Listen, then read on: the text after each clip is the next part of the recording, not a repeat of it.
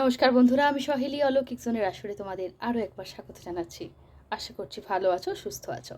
সরাসরি চলে যাই আজকের ঘটনায়। ঘটনা পাঠিয়েছেন অনন্যা দাস। বলছেন, আমার এক দিদির বন্ধুর সত্যি ঘটনা। দিদির বন্ধু প্রায় 22-23 বছর বয়সে ওর ভারী একটা অপারেশন করাতে হয়েছিল।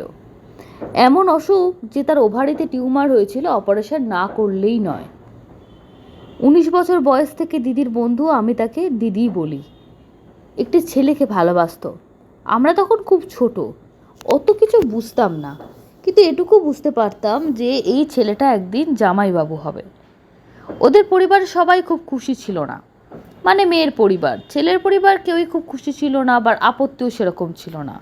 কারণ ছেলেটা দেখতে শুনতে ভালো, মেয়েটিও সুন্দরী, লেখাপড়া জানা, মেয়েটির পরিবার বেশ অবস্থা সম্পন্ন, এমনকি ছেলের পরিবারের থেকেও বেশি অবস্থা সম্পন্ন ছিল। ওদের মধ্যে যে ভালোবাসার সম্পর্ক ছিল তা নিয়ে কিন্তু দু পরিবারই মুখোমুখি সেভাবে কোনো কথা বলেনি। নিজের ছেলেকে আর মেয়েকে আটকাবার চেষ্টা করতো, তবে কেউই খুব একটা বাড়াবাড়ি করে আটকানো বা বাধা দেওয়া, মারধর করা কোনো কিছুই করেনি। যাই হোক, যখন ওই ইউটেরাস বা ওভারি অপারেশন হয়ে গেল, তখন ছেলের বাড়ির লোকেরা পরিষ্কার ছেলেকে বলে দিলেন, তুমি ওই মেয়েকে বিয়ে করতে পারবে না। ছেলে ছিল ওদের একমাত্র ছেলে। আগেকার একটা ছেলে ছিল, সে নাকি ছোটোবেলায় সন্ন্যাসী হয়ে চলে গেছে। এই ছেলেই তার বংশ রক্ষা করবে। ছেলের বাড়ির লোক বলল, তুমি ওই মেয়েকে পছন্দ করেছিলে, আমাদের পছন্দ হয়নি, তাও আমরা আপত্তি করিনি, কিন্তু ওই মেয়ে যদি আমাদের বাড়িতে বউ হয়ে আসে তাহলে তো কোনো উপকার নেই, আমাদের বংশ রক্ষা হবে না, আমাদের পক্ষে এই বিয়ে মেনে নেওয়া সম্ভব না। ওই মেয়ের সঙ্গে কোনো যোগাযোগ রাখতে পারবে না, কোনো কথা বলতে পারবে না, এই আমার শেষ কথা। ওই মেয়ের সঙ্গে যদি সম্পর্ক রাখো তবে তুমি আমার মরা মুখ দেখবে, আমি আত্মঘাতী হব। ওর মা খুব কান্নাকাটি করলেন, অনেক বোঝালেন, কিন্তু ছেলেটা শেষ পর্যন্ত মেয়েটাকে বিয়ে করতে পারল না। মেয়েটা অবশ্য আগেই বলে দিয়েছিল, তুমি আমার সঙ্গে আর যোগাযোগ রেখো না, আমার কাছে এসো না, এটা কখনোই হতে পারে না, আমি তোমার জীবনটা কেনই বা নষ্ট করব। কিন্তু ছেলেটা আর কিছু বলল না, শেষ পর্যন্ত ছাড়াছাড়ি হয়ে গেল। কিন্তু ছেলেটা বিয়ে আর করলো না। নানান সম্বন্ধ এলো, কিন্তু বিয়ে করলো না। বলল, তুমি যখন বলেছো মা, ওই মেয়েকে আমি বিয়ে করব না। ওর মা ছেলেকে এমন একটা দিব্যও দিয়েছিলেন যে যদি তুমি ওই মেয়েকে বিয়ে করো বা সম্পর্ক রাখো, আমার কিন্তু মরা মুখ দেখবে। ছেলেটা তখন বলেছিল, আমি তাহলে একটা কথা বলি, তুমি যদি আমাকে আর বিয়ের কথা বলো তাহলে একই কথা আমার তোমার ক্ষেত্রে প্রযোজ্য। এরপর মা আর ছেলেকে কিছু বললেন না। সে সময় তো এরকম দিব্যি দেওয়ার একটা চল ছিল। মা কেঁদে কেঁদে বলতে, ছেলের বয়স তো মাত্র 25, সামনে অনেক সময় পড়ে আছে, এখন না হোক 10 বছর বাদেই না হয় বিয়ে করিস, পাগলামি করছিস কেন বাবা। পাড়ার লোকেরাও বলল, শোনো, বয়সটা একটা ধর্ম আছে, 10 বছর বাদে ঠিকই বিয়ে করবে, এখনকার মোহ সময়ের সঙ্গে সঙ্গে হালকা হয়ে যাবে, কিচ্ছু থাকবে না, তুমি অত চিন্তা করো না, ঠাকুরের কাছে মানত করো, ছেলের যেন সুমতি হয়, ছেলে যেন সুখে থাকে, তাদের জীবনটা যেন সুখের হোক, যে ভবিষ্যতে তার জীবনে আসবে, ঠিক একটা না একটা মেয়ে পাওয়া যাবে, বিয়েও হয়ে যাবে। কিন্তু কথাটা হলো, ছেলেটাও আর বিয়ে করলো না, আর মেয়েটাও বিয়ে করলো না। মেয়েটা যদিও চাইলে বিয়ে করতে পারতো, সেরকম সম্বন্ধ এসেছিল। মেয়েটা বাড়ি আসা সম্বন্ধগুলো ফিরিয়ে দিয়ে বলেছিল, আমি আর বিয়ে করব না, আমার বিয়ে করার আর ইচ্ছাই নেই, কারণ আমার তো আর সন্তান হবে না, সন্তান যখন হবেই না তখন আর বিয়ে করে কী করব, আমি বিয়ে করব না। এই হলো ব্যাপার দুজনেরই। ছেলের মা শুধু ওকে বিয়ে করবে না এমন দিব্যি দেননি, বলেছিলেন ওর সঙ্গে যোগাযোগ রাখতে পারবে না, ওর মুখও দেখতে পারবে না।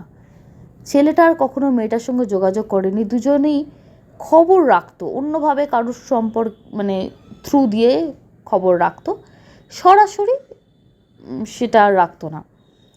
কলকাতায় যতদিন ছেলেটা ছিল, বন্ধু বান্ধবের মাধ্যমে একজন আর একজনের খবর পেত। তারপর ছেলেটা দূরে চাকরি নিয়ে চলে গেল, শিলিগুড়ি কোথাও একটা প্রাইভেটে চাকরি করত। সে আর কলকাতায় ফিরতো না, খুব কম আসতো। বাবা মা মাঝে মাঝে তার কাছে যেতেন। ছেলের মায়ের অবশ্য সারা জীবন আক্ষেপ হয়ে গেল, সারা জীবনই মেয়েটাকে গালাগাল দিতেন, এমন একটা জুটি ছিল কপালে, আমার ছেলের জীবনটা শেষ হয়ে গেল। সুস্থ থাকলে তো আমরা বিয়ে দিতাম, সুস্থ রইল না তো আমরা কি করব, আমাদের কি দোষ। কিন্তু মেয়েটা এসব কথায় আর কি আসে, সেও নিজের মতো জীবন কাটাচ্ছিল। মেয়েটার বাবা মা কিন্তু মেয়েটার নামে আলাদা সম্পত্তি দিয়েছিলেন, বাড়িতে ভাগ দিয়েছিলেন, যাতে কোনোদিন তাকে ভাইদের হাতের তলায় না থাকতে হয়। ভাই আর ভাইদের সম্পত্তি, ভাইদের বউদের সঙ্গে কোনো ঝামেলা হওয়া, কোনো কিচ্ছু যাতে না হয়। তবে ভাইয়ের বউরা এমনি তাকে খুবই ভালোবাসতো। ভাইয়ের বউ অল্প বয়সী মারা গেল, তারপর ভাইও একসময় দিদির কাছাকাছি থাকতো, দিদিকে দেখাশোনা করতো। ভাইয়ের ছেলেমেয়েরাও তাকে খুব ভালোবাসতো।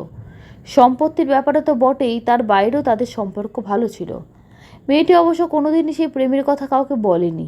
সে গান শিখতো, নিজের মতো থাকতো। দেখতে দেখতে তার অনেক বয়স হয়ে গেল। এদিকে ছেলেটা যখন শিলিগুড়িতে চলে গেল, তখন মায়ের দেওয়া কথাটা সে রেখেছিল। দুজনের মধ্যে আর কোনো যোগাযোগ ছিল না।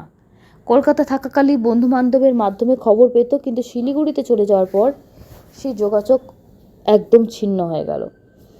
কিন্তু এত গভীর ভালোবাসা কি এত সহজে মরে? সেই ভালোবাসা হয়তো কোনোদিন প্রকাশ পায়নি, কিন্তু স্মৃতিটাকে দুজনেই নিজেদের মধ্যে বয়ে নিয়ে যাচ্ছিল। আবার কেউ কেউ বলতো এটা শুধু স্মৃতি নয়, একটা জেদ। বিয়ে যখন করতে দিল না, আর কাউকেই বিয়ে করব না, অনেকে এটাকে জেদ ভাবতো। তো এভাবেই চলছিল। তারপর ছেলেটার বয়স বোধহয় 63, আর আমাদের ওই দিদির বয়স প্রায় 60-এর কাছাকাছি।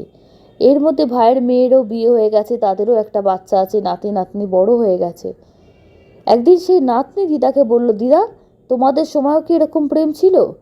কিন্তু দিদি কোনো দিন কাউকে এসব বলেননি।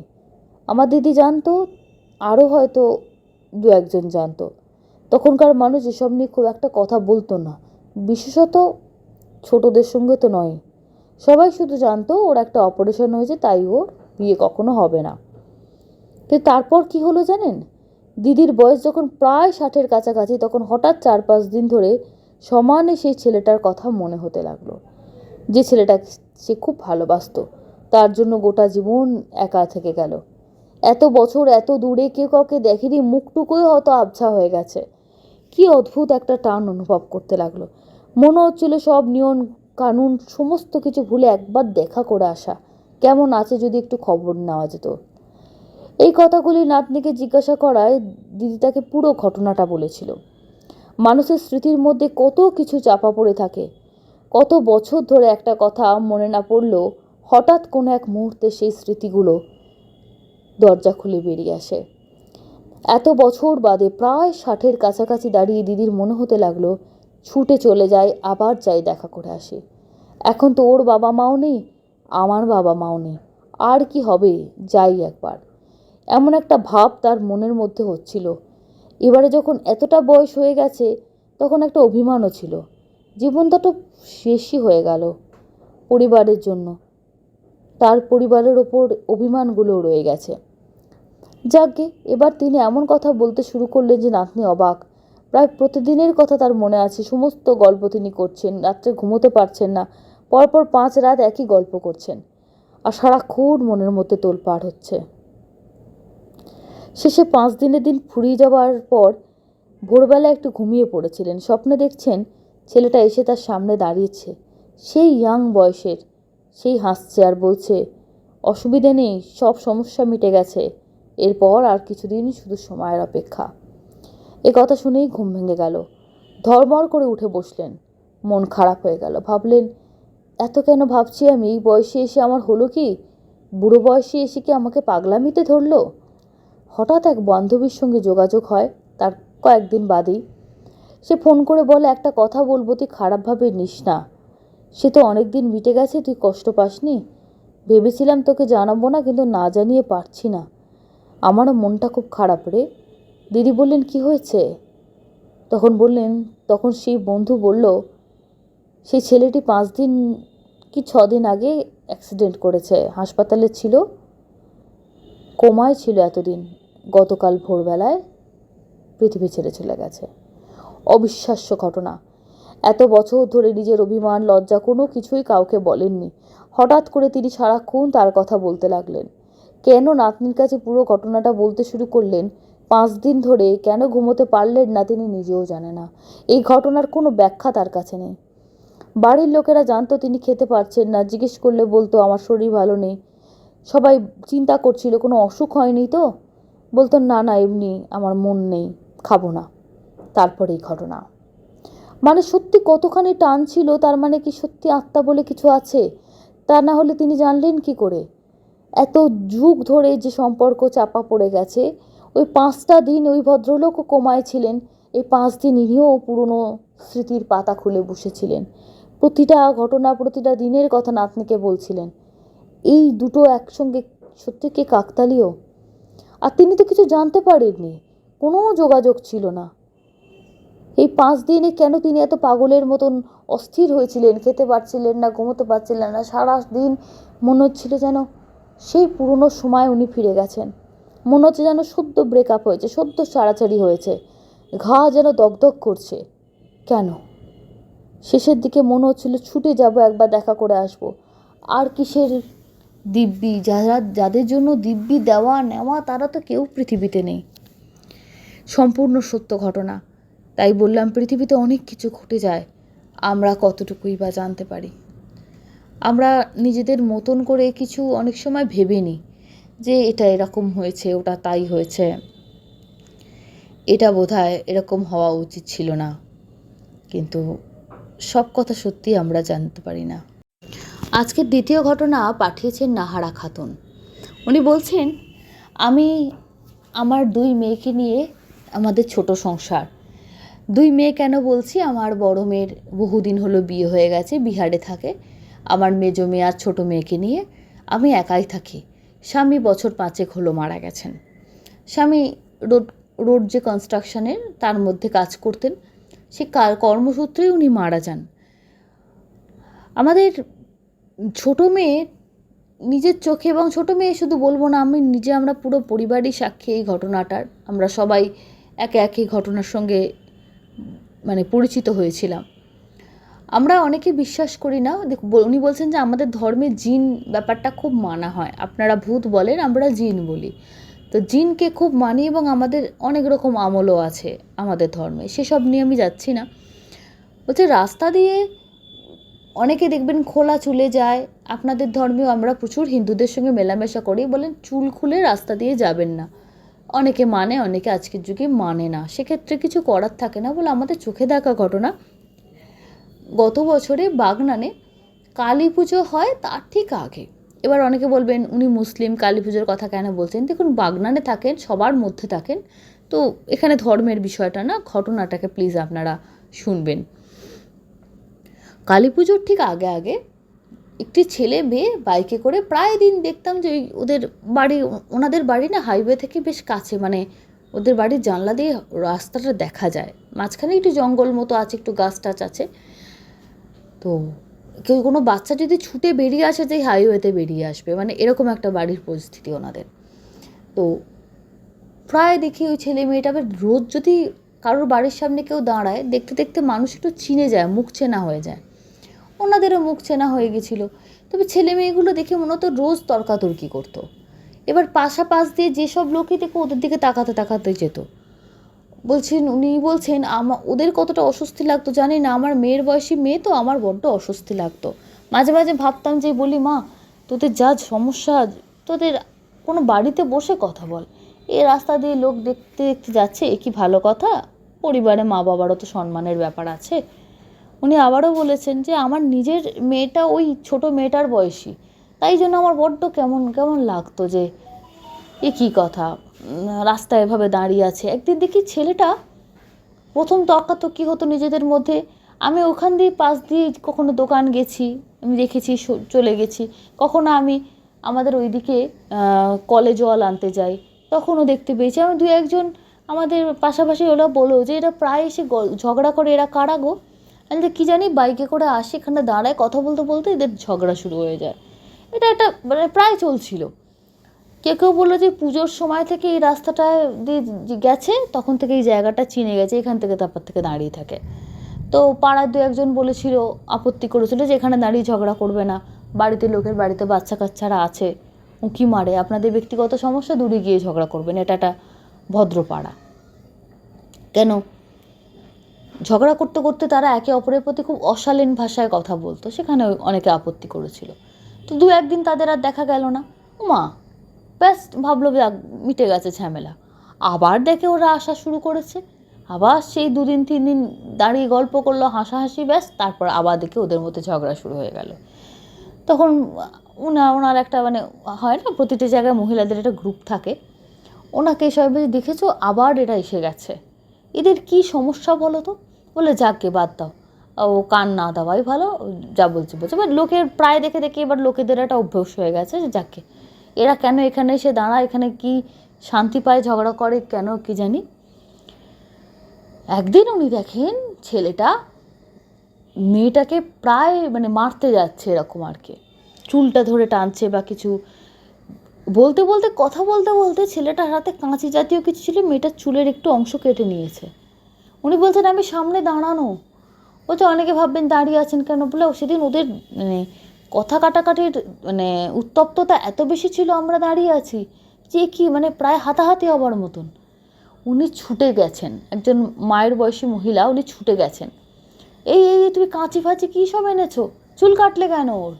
উনি প্রতিবাদ করেছেন এবং মেয়েটাকে বললেন যে এ কি, তোমাকে আমরা অনেক দিন দেখেছি, তোমাদের ব্যক্তিগত ব্যাপার আমাদের বলা উচিত না বলে বলতে পারছি না, কিন্তু তোমার বাড়ির ফোন নম্বর দাও তো, তোমার মায়ের সঙ্গে আমি কথা বলবো। তুমি রোজ এই ছেলেটা ঝগড়াঝাটি করে সঙ্গে কী কথা বলতে আসো, তুমি কেন আসো?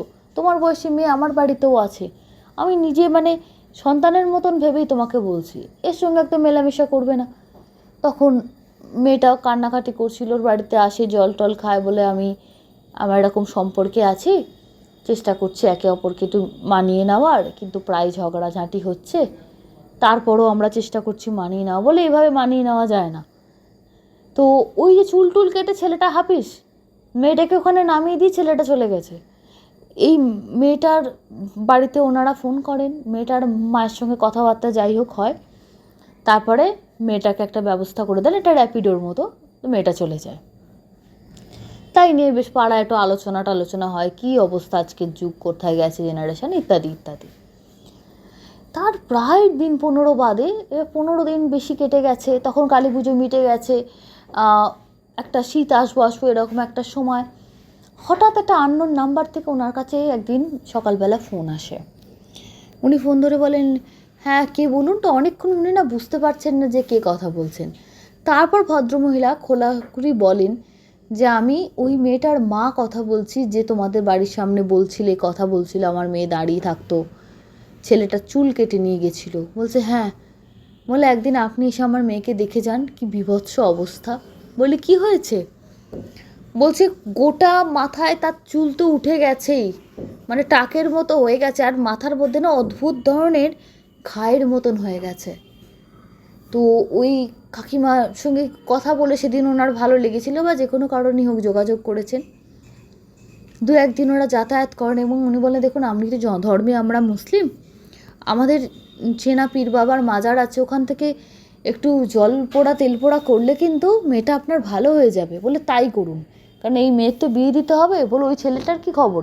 বলে ও বদমাস ছেলের আর কোনো খবর নেই, আর আমরা মেয়ের ফোন থেকে ওর নাম্বার ডিলিট করে দিয়েছি। 2-1 বার অন্য নাম্বার থেকে আমার মেয়েকে ফোন করছিল আমার স্বামী, আমার ছেলেরা বলেছে ফোন করলে কিন্তু খুব খারাপ হয়ে যাবে, আর যোগাযোগ করবে না।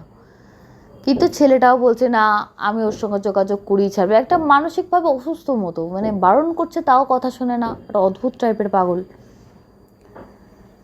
তো সেই পীর বাবার কাছে যখন নিয়ে যাওয়া হয় মেয়েটিকে, পীর বাবা দেখে বলে সর্বনাশ, এর মতো মানে মুসলমানি যে জিন, সে জিনের ক্রিয়া করা হয়েছে, চুল যে কেটে নিয়ে গেছিলো ক্রিয়া করা হয়েছে, এমনভাবে ক্রিয়াটা করিয়েছে ছেলেটা যাতে মেয়েটা ওর বসে থাকে, ওর কথায় উঠে বসে।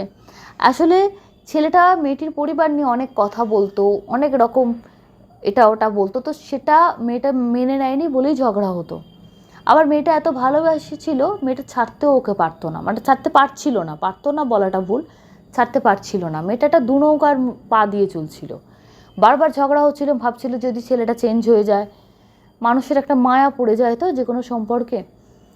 কিন্তু ছেলেটার মধ্যে মায়াটা কিছু ছিল না, ও চাইতো মেয়েটা আমার আন্ডারে থাকবে, আমি যা বলবো তাই শুনবে। মেয়েটার লেখাপড়াতে ছেলেটার আপত্তি, মেয়েটা কেন বাইরে বেরোলো, কেন কথা বললো, মানে অদ্ভুত টাইপের পজিটিভ একটা ছেলে, বিভিন্ন কিছু নিয়ে কথা বলতো। এবং মেয়েটা কুৎসিত হয়ে যাক, সে জিন চালান করে সে এটাই চেয়েছিল, যাতে মেয়েটা এত সুন্দরী যাতে অন্য কেউ ওর দিকে নজর না দেয়। আরও একটি বিষয় হচ্ছে, মেয়েটি দাঁড়িয়ে থাকতো, সবার নজর পড়তো, ওদের পাড়ার লোকেদের, মেয়েটা অত্যধিক সুন্দরী। সেই জন্য যে রাস্তাঘাটে যেত আসতো শুধু মেয়েটার দিকে তাকিয়ে দেখতো, যে একটা ছেলে একটা মেয়ে গল্প তো অনেক জায়গায় দাঁড়িয়ে করে, মেয়েটা এত সুন্দরী, সবার চোখ আটকে যেত মেয়েটার ওপর। আর সেই মেয়েটার জিন চালান করার পর বলছে কী যে কুৎসিত ওর রূপ হয়ে গেছিলো বলে কল্পনা করা যাবে না। তো সেই পীর বাবার থেকে জল পোড়া তেল পোড়া নিয়ে আমি বহুবার ওই মেয়েটির বাড়িতে গেছি, এসছি, দিয়ে এসছি, কতবার আমি গেছি, আমার ছোট মেয়ে গেছে। আবার বাবা যখন বলতেন যে নতুন চুল গজালে কিছুটা চুল এনে খুঁড়ে করে চেঁচে আমার কাছে নিয়ে এসো, আমি দেখব, যেহেতু চুল দিয়েই বশীকরণটা হয়েছে, যে ওটাকে আর কিছু করা যাবে কি না। সমস্ত কিছু দেখে উনি আস্তে আস্তে প্রায় 6 মাস ওরা মানে পীর বাবার যেভাবে বলতেন, মাজারের যে পীর বাবা তার অনুযায়ী উনি চলতেন। চলে চলে মেয়েটি আস্তে আস্তে আস্তে আস্তে স্বাভাবিক হয়। ওই মানে যে অদ্ভুত চেহারা করে দিয়েছিল মেয়েটার, সেটা কমে গেছে, সেটা নেই, কিন্তু ওই সৌন্দর্যটা কোথাও নষ্ট করে দিয়েছে। তবে বলেছেন এই জল পোড়া তেল পোড়া এটা এখনও তার চলছে, তবে অন্য রকমভাবে এখন বলেছেন, এখন তাবিজ দিয়েছেন। এবং প্রথমে যে বলেছিলেন, সময় বলেছেন সবসময় রোগের যেমন ডাক্তার ওষুধ পাল্টে দেয়, তেমনই সময়ের সঙ্গে সঙ্গে উনি ওনার মন্ত্রপুত যে জল ওরা দেয় সেটা পাল্টে পাল্টে দেন, এবং এখন ওর জন্য যেটা উপযোগী সেভাবে ওকে দিচ্ছে। বর্তমানে আগের থেকে অনেকটা স্থিতিশীল, এবং মেয়েটা কলেজে পড়তো, প্রায় বছর 1.5 হয়ে গেল ওর কলেজ ছেড়ে গেছে। 1 বছর তো হয়েই গেছে, আরও বেশি সময় ধরে। ছেলেটার পাল্লায় পড়ার পর থেকে না, ছেলেটার মধ্যে একটা অশুভ মানে একটা এনার্জি ছিল, যে নেগেটিভিটি, পড়াশুনো কোনো কিছু করতো না, অর্ধেক দিন কলেজ যেত না, এই করতে করতে কলেজেও ড্রপ চলে গেছে। তো মেয়েটা সুস্থ হওয়ার পর বলছে এখন প্রধান লক্ষ্য পড়াশুনোটা কমপ্লিট করা, আবার নতুন করে শুরু করা। আর মেয়েটা মানসিক দিক দিয়ে এত ভেঙে পড়েছিল, এই পীর বাবার জল তেল পড়া ছাড়াও ও পরিবারের লোকেরা প্রচুর কাউন্সিলিং করিয়েছে ওকে, সাইকিয়াট্রিস্টের কাছে নিয়ে গিয়ে করিয়ে বলেছেন নতুন করে শুরু করতে, নতুনভাবে তোমাকে জীবনে দাঁড়াতে হবে, এসব কিছু ভুলে যাও, যা যা হয়েছে সব ছেড়ে দাও। কারণ সাইকিয়াট্রিস্টরা তো আর এগুলো বিশ্বাস করবেন না, যে এভাবে কোনো মানে জিন চালান করে ওর কুৎসিত রূপ করে দিয়েছে বা কিছু। তবে ওর এই অদ্ভুত অসুখের, ওর অদ্ভুত চেহারার পরিবর্তনের উত্তর কিন্তু ডাক্তারের কাছেও ছিল না। ডাক্তার কোনো সঠিক মানে বলতে পারেন যে এইটাই হয়েছে বলে এটা এই জন্য এটা হয়েছে, সেটাও কিন্তু বলতে পারেনি। এটা সব থেকে বড় কথা। তাই প্রথাগত চিকিৎসার পাশাপাশি পীর বাবার সাহায্যে এখন অনেকটা ভালো আছে। তাই এটা বিশ্বাসের বিষয়, ওনারা বিশ্বাস করেছিলেন, ওনারা উপকার পেয়েছেন, যার যার বিশ্বাস তার কাছে। বন্ধুরা, এটা একটা অদ্ভুত ঘটনা। ওটা উনি শেষে এটাই বলতে চেয়েছেন যে যে যত ভালো বন্ধু হোক, বান্ধবী হোক বা আত্মীয় হোক, চুলকে কেটে নিচ্ছে বা কিছু, এইগুলোতে না বলছেন খুব সচেতন হওয়া উচিত। পীর বাবা বললে সেই দিনই যদি এসে বাকি চুলটাও কেটে ফেলতো না, যেটা কেটে নিয়ে গেছে, বা চুলের গোড়াটা একটু আগুন দিয়ে পুড়িয়ে দিত, তাহলে অনেকটা অ্যাকশান কমে যেত। কিন্তু এগুলোতে না, ও ভেবেছিল ওকে রাগ দেখাবার জন্য বা ইচ্ছা করে ওকে মানে রাগিয়ে দেওয়ার জন্য এটা করেছে, কিন্তু সেটা কিন্তু বিষয় নয়। সরাসরি চলে যাচ্ছি কমেন্ট বক্স সেকশানে। কমেন্ট করেছেন মালা দাস, নবনীতা দাস, জয়া চক্রবর্তী, RMPX8U, বিজয় সরকার। ওনার স্ত্রীর জন্মদিন ছিল, আপনার স্ত্রীকে অসংখ্য শুভেচ্ছা, ওনার জন্মদিন হয়ে গেছে, বিলেটেড হ্যাপি বার্থডে ম্যাডাম, খুব ভালো থাকুন, সুস্থ থাকুন, এই কামনা করি। কাকলি পাত্র, ডিলাইটফুল র্যালি কার, বর্ণালী দাস, সুমন সমাদ্দার, স্বপন বসু, আদি নমিম, মৌসুমি দে, এবং দেখিনি আরও কারা কারা কমেন্ট করেছেন। গীতা গোস্বামী কমেন্ট করেছেন, উনি বেশ অনেক দিন ধরেই অসুস্থ আছেন, আশা করছি উনি তাড়াতাড়ি সুস্থ হয়ে যাবেন। সর্বরী সান্যাল, উর্বশী বসাক, সায়ন দত্ত, সুদীপ্ত ব্যানার্জি, বাপরি দোলা, বাবুন ঘোষ, সহেলি কেমন আছো? ভালো আছি। মনিকা সরকার, আমার কাছে দীঘার খুব ইন্টারেস্টিং ঘটনা আছে, কিভাবে পাঠাবো বুঝতে পারছি না। পাঠাবেন আমার কাছে, আপনি মেল করতে পারেন alokikzone310@gmail.com, অথবা অলৌকিক জোনের ফেসবুক পেজে ঘটনা লিখে পাঠিয়ে দিতে পারেন। রূপসী মাঝিয়া, দেবশ্রী কোলে, সঞ্চারী রয়, মৌসুমী মুখার্জি, অমিতা ঠাকুর, একে একে শ্রাবণী মুখার্জি, বাবলি মল্লিক, অভিজিৎ দাস এবং আরও অনেকে। Thank you so much. আপনারা এভাবেই সঙ্গে থাকবেন, ভালো থাকবেন। শুভরাত্রি।